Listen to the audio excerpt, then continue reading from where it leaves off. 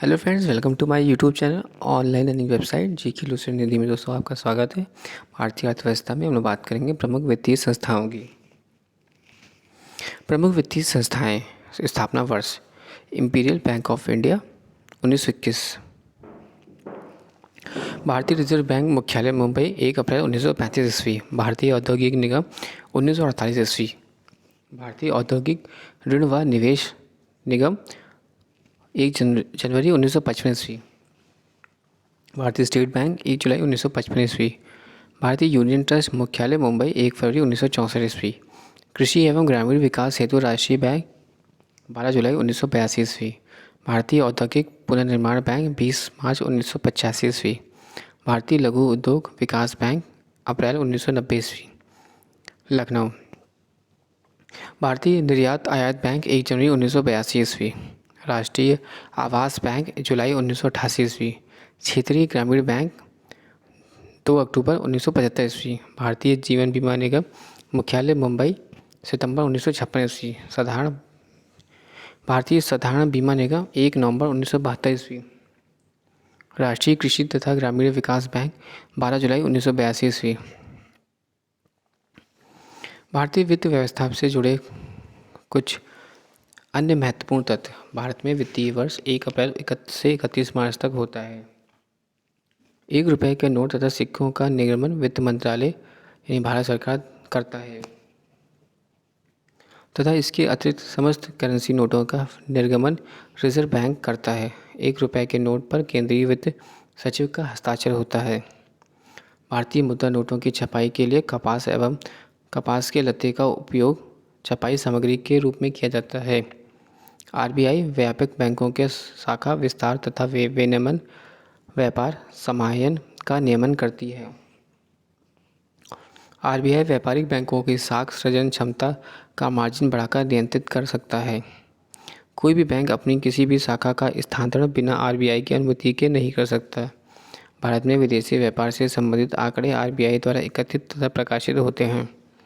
RBI तरलता प्रबंधन के अंतर्गत मंदी की स्थिति में अर्थव्यवस्था में तरलता बढ़ाने के लिए रेपो तथा रिवर्स रेपो रेट की दर में कमी करता है तथा स्फीति को नियंत्रित करने के लिए दोनों दरों में वृद्धि करता है, जिससे तरलता में कमी आए।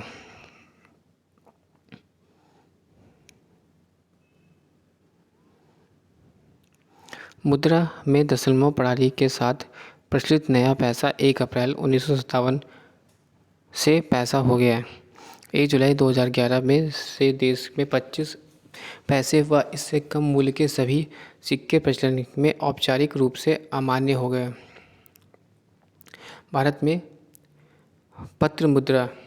भारत में 1861 ईस्वी के पूर्व निजी क्षेत्र में कार्य कर रहे the general bank of India, the bank of Bengal, the bank of Hindustan, oriental bank of commerce आदि ने विभिन्न देवनागरी लिपियों से कागजी मुद्रा निर्मित की। सरकार के एकाधिकार के अंतर्गत पत्र मुद्रा का निर्गमन 1861 ईस्वी के बाद हुआ। 1935 में पत्र मुद्रा का निर्गमन का दायित्व आरबीआई को दे दिया गया। 1938 ईस्वी में जॉर्ज पंचम के चित्र वाले नोटों के स्थान पर जॉर्ज पृष्ठ के चित्र वाले नोट जारी किए गए। 1947 के बाद जॉर्ज पृष्ठ के चित्र वाले नोट के स्थान पर अशोक के स्तंभ के सिंहों का चित्र वाले पत्र मुद्रा आई। 1987 में सबसे पहले महात्मा गांधी के चित्र वाले 500 के नोट आए।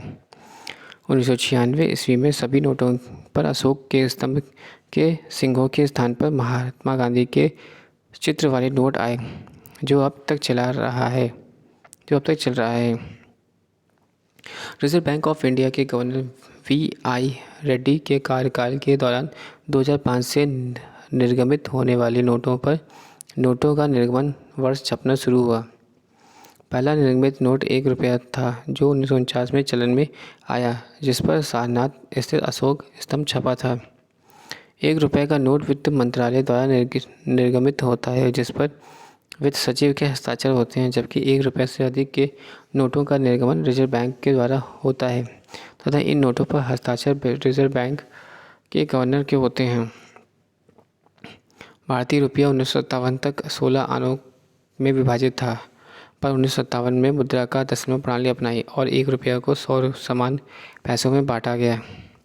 रिजर्व बैंक द्वारा निर्मित सभी नोटों पर हिंदी तथा अंग्रेजी को मिलाकर कुल 17 भाषाओं में लिखा हुआ है। रुपयों के लिए सिंबल के लिए चयनित चिन्ह को रचना IIT मुंबई के स्नातक करोद उपाधि प्राप्त उदय कुमार ने की। देवनागरी के आर व रोमन अक्षर आर से मिलते जुलते प्रतीक चिन्ह आर रुपये को प्रतीक के रूप में स्वीकारा लिया गया। इस प्रकार भारत को अपने रुपये का अलग पहचान रखने वाला विश्व का 5वां देश बन गया। शेष 4 मुद्राएं अमेरिकी डॉलर, ब्रिटिश पाउंड स्टर्लिंग, जापानी येन एवं यूरोपीय यूरो। RBI द्वारा 50 रुपये के मूल के नोट के पृष्ठभाग पर हप्पी का पत्थर से बना रथ का रूपांकन किया गया। ₹2000 के भारतीय बैंक के नोट का छपा मंगलयान अंतरिक्ष में भारत का पहला उद्यम को दर्शाता है। रूस रुपये रुपये कार्ड भारतीय राष्ट्रीय भुगतान निगम लिमिटेड द्वारा जारी किया गया। रुपये कार्ड भारतीय राष्ट्रीय भुगतान निगम लिमिटेड द्वारा जारी किया गया। इस कार्ड का शुभारंभ 23 मई 2011 को इसको काशी गोमती ग्रामीण बैंक के डेबिट कार्ड के रूप में किया गया, लेकिन वाणिज्य स्तर पर इसे 26 मार्च 2012 को जारी किया गया। नोट भारत में नोटबंदी की घोषणा 8 नवंबर 2016 को हुई थी। भारत में प्रतिभूति मुद्रण एवं सिक्कों का उत्पादन। India security press Nashik Maharashtra Nashik road स्थित भारत प्रतिभूति मुद्रा प्रणालय में डाक संबंधी लेखन सामग्री, डाक एवं डाक भिन्न टिकटों, अदालती एवं गैर अदालती स्टाम्पों, बैंकों के चेकों, बॉन्डों, राष्ट्रीय बचत पत्रों, पोस्टल ऑर्डर, पासपोर्ट, इंदिरा विकास पत्र, किसान विकास पत्रों आदि के अलावा राज्य सरकारों, सरकारी क्षेत्र के उपक्रमों, वित्तीय निगमों आदि के प्रतिभूति पत्रों की छपाई की जाती है। Security printing press Hyderabad. Security printing press Hyderabad की स्थापना दक्षिण राज्यों की डाक लेखन सामग्री की मांगों को पूरा करने एवं पूरे देश को केंद्रीय उत्पाद शुल्क स्टाम्प की मांग को पूरा करने के लिए 1982 में की गई थी, ताकि भारत के प्रतिभूति मुद्रालय नासिक रोड के उत्पादन की अनुपूर्ति की जा सके। तीसरा, currency note press Nashik Maharashtra. Nashik road स्थित करेंसी नोट प्रेस 10 रुपये, 50, 100, 150, 500 रुपये के नोट के बैंक नोट छापती है और उनकी पूर्ति करती है। शाहबानी पश्चिमी बंगाल तथा मैसूर कर्नाटक के भारतीय रिजर्व बैंक नोट मुद्रण लिमिटेड 2 नए अत्याधुनिक currency note press Mysore Karnataka तथा सुलवानी पश्चिम बंगाल में स्थापित किए गए हैं। यहाँ RBI के नियंत्रण में करेंसी नोट छापे जाते हैं। सिक्योरिटी पेपर मिल होशंगाबाद या मध्य प्रदेश। बैंक और करेंसी नोट कागज़ तथा नॉन ज्यूडिशियल स्टैम्प पेपर की छपाई के प्रयोग होने वाले कागज़ का उत्पादन करने के लिए सिक्योरिटी पेपर मिल होशंगाबाद में 1967 से 68 में चालू की गई थी। टकसॉल्स यानी माइनेट्स सिक्कों का उत्पादन करने तथा सोने और चांदी की परख करने के लिए तमगों का उत्पादन करने के लिए भारत सरकार की 4 टकसालें मुंबई, कलकत्ता, हैदराबाद और नोएडा में स्थित है। मुंबई, हैदराबाद और कोलकाता की टकसालें काफ़ी समय पहले क्रमशः 1830, 1903 और 1950 में स्थापित की गई, जबकि नोएडा की टकसाल 1979 में स्थापित की गई। मुंबई तथा कोलकाता की टकसालों में सिक्कों के अलावा विभिन्न प्रकार के पदकों का भी उत्पादन किया जाता है। भारत में सिक्के जारी करने के लिए वित्त मंत्रालय अधिकृत है।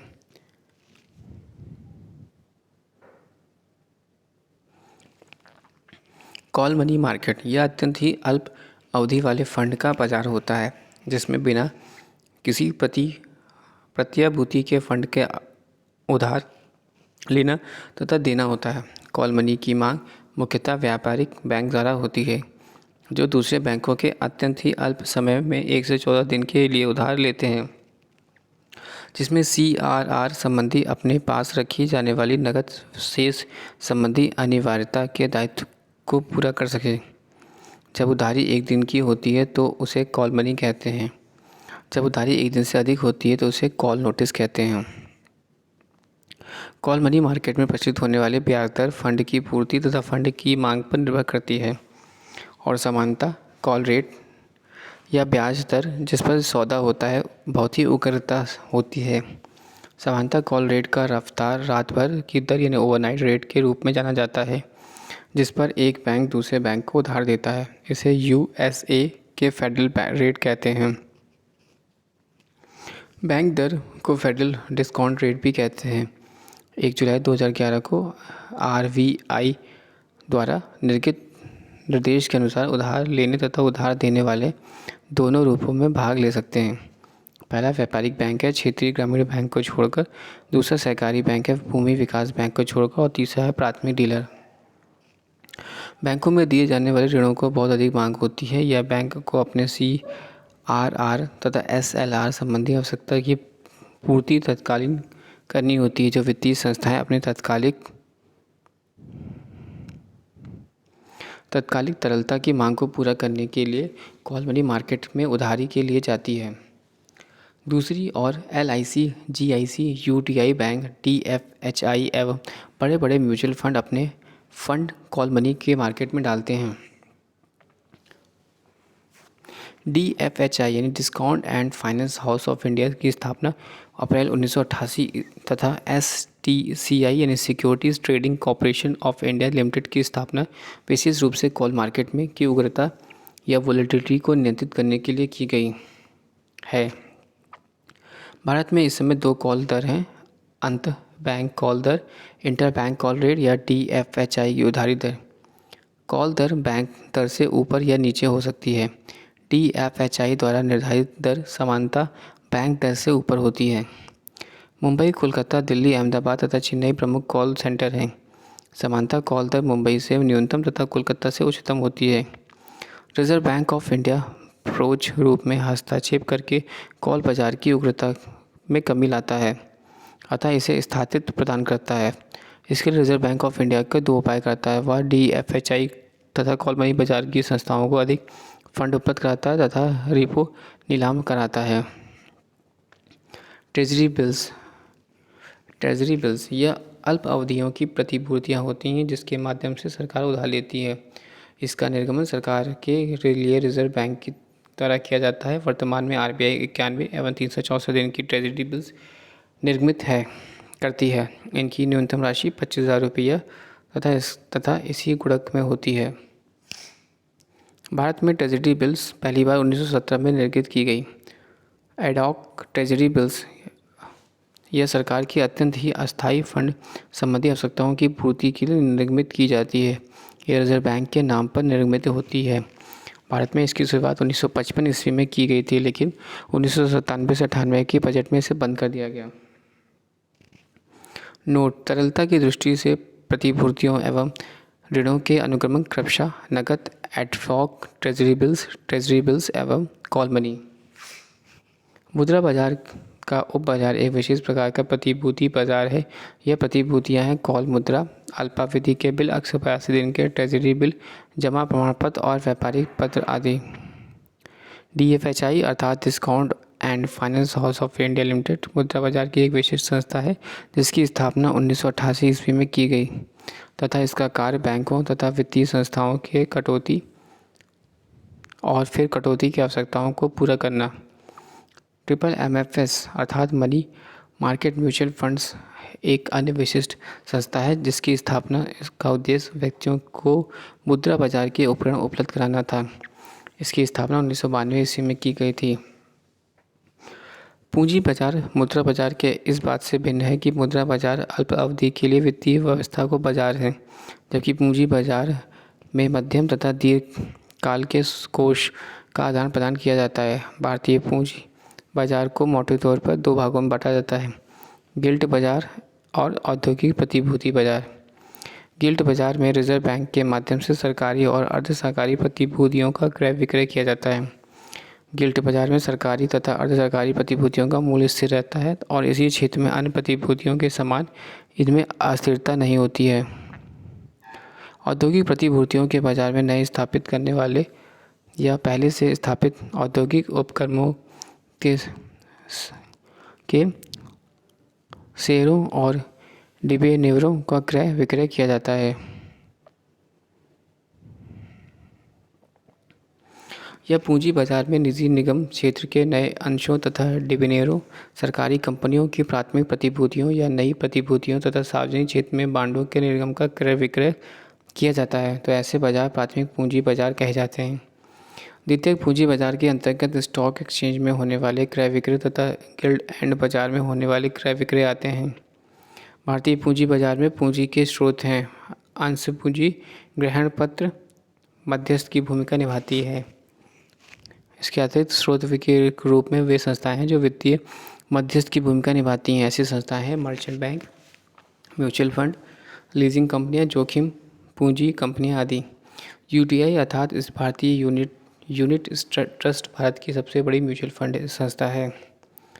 स्टॉक एक्सचेंज की एक ऐसी व्यवस्था का बाजार है जिसमें छोटे निवेशक निवेश कर सकते हैं और मौजूद प्रतिभूतियों के आसानी से क्रय विक्रय कर सकते हैं। अभिदत्त पूंजी या सब्सक्राइब्ड कैपिटल कुल निर्मित पूंजी का वह भाग है जो शेयर धारक द्वारा खरीदा जाता है। कंपनी द्वारा लाभांश की घोषणा अभिदत्त पूंजी पर ही की जाती है। भारतीय प्रतिभूति एवं विनिमय बोर्ड यानी SEBI, भारतीय प्रतिभूति एवं विनिमय बोर्ड SEBI की स्थापना 12 अप्रैल 1988 ईस्वी को आर्थिक उदारीकरण की नीति के अंतर्गत पूंजी बाजार में निवेशक को रुचि बढ़ाने तथा उनके हित की रक्षा के उद्देश्य से की गई थी। 30 जनवरी 1992 को एक अध्यादेश के द्वारा इसे वैधानिक दर्जा भी प्रदान कर दिया गया। सेबी अधिनियम को संशोधित कर 30 जनवरी 1992 को सेबी को म्यूचुअल फंडों एवं स्टॉक के नियंत्रण के अधिकार दिए गए। भारतीय स्टॉक बाजार को विनियमन तथा पर्यवेक्षण सेबी के द्वारा ही किया जाता है। सेबी का मुख्यालय मुंबई में बनाया गया है, जबकि इसके क्षेत्रीय कार्यालय कोलकाता, दिल्ली तथा चेन्नई में स्थापित किए गए। सेबी का संपूर्ण प्रबंधन 6 सदस्यों की देखरेख में किया जाता है। इसका अध्यक्ष केंद्र सरकार द्वारा नामित विशिष्ट योग्यता प्राप्त व्यक्ति होता है, जो 2 सदस्य केंद्रीय मंत्रालयों के अधिकारियों में से ऐसे व्यक्ति नामित होते हैं जो वित्त एवं कानून के विशेषज्ञ होते हैं। सेबी के प्रबंधन में एक ऐसा सदस्य भारतीय रिजर्व बैंक के अधिकारियों में से 2 अन्य सदस्य नामांकन भी केंद्र सरकार का ही होता है।